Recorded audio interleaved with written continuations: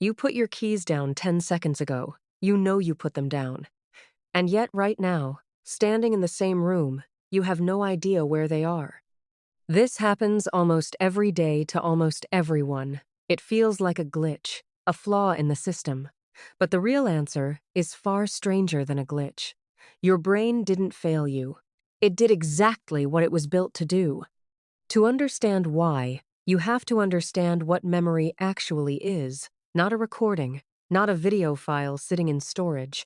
Memory is an action your brain performs, over and over, mostly without your permission. When you put your keys on the counter, your brain has a choice to make.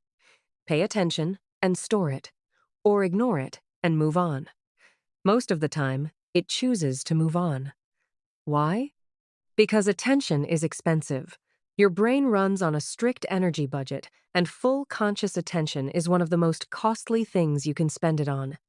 So your brain reserves that budget for things that seem to matter: a threat, a surprise, a decision. Putting down keys, a motion you've repeated thousands of times, doesn't qualify. It gets filed under autopilot. The psychologist Daniel Schacter has spent decades studying exactly this kind of failure. He calls it absent-mindedness, and he places it as one of what he calls the 7 sins of memory. Not sins in the moral sense. Sins in the sense of built-in costs that come from how memory is designed to work. Schachter's point is unsettling once you sit with it.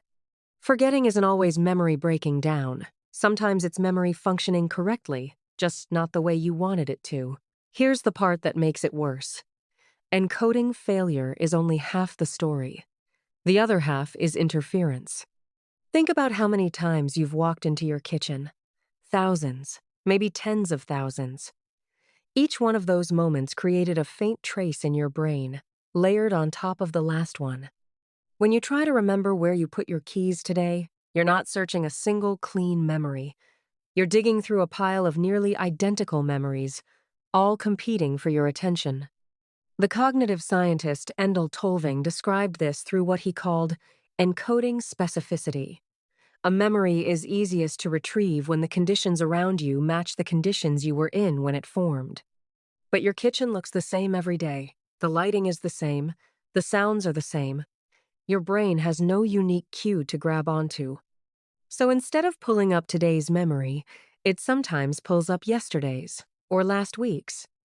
Or it pulls up nothing at all. Now add one more ingredient: stress.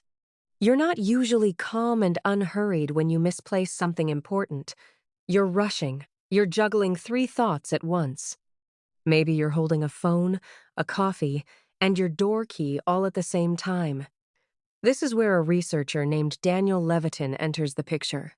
He studies attention and multitasking, and his research shows something that should change how you think about your own mind. Multitasking doesn't actually exist the way people imagine it. Your brain doesn't run 2 attention streams at once. It rapidly switches between them, and every switch costs you a small amount of focus. So when you put your keys down while checking your phone, part of your brain is on the keys, part of it is on the screen. Neither part gets full encoding. The memory forms weak, fragmented, easy to lose. Not because you're careless, because you were never built to hold 2 spotlights at once. Here's where it gets interesting. None of this is a modern problem caused by phones and rushing. It's a much older problem, one your ancestors lived with long before keys existed. For most of human history, your brain wasn't designed to track small, inert objects.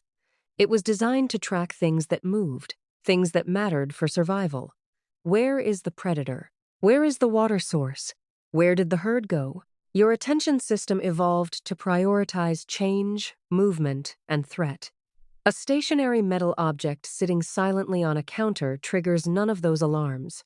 It is, to your ancient attention system, invisible.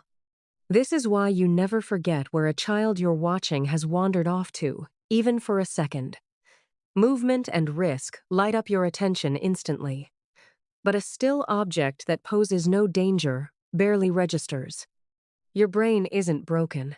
It's running software built for a world that had no keys, no wallets, no phones, just risks worth tracking and everything else. There's a strange twist here, too. The harder you try to remember something boring in the moment, the less your brain treats it as important.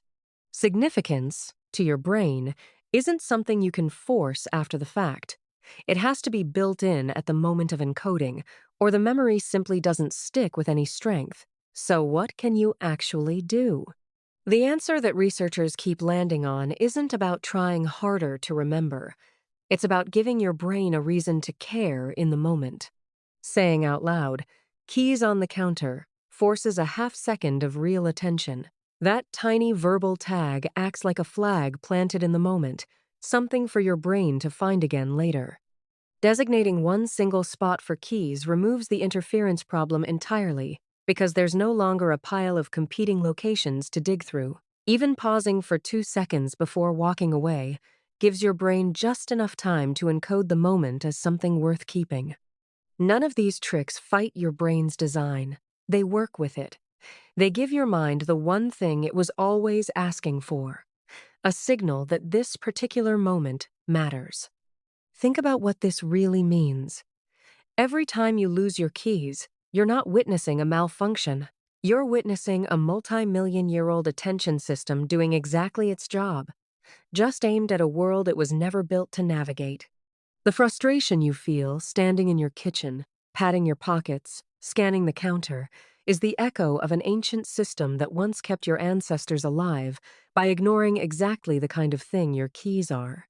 So the next time you stand there, annoyed, wondering how you could possibly forget something so simple, remember this: your brain didn't forget where you put your keys. It forgot because, for nearly the entire span of human existence, knowing where you put a small, still object was never a matter of life or death. You're not fighting forgetfulness. You're fighting evolution, one misplaced set of keys at a time.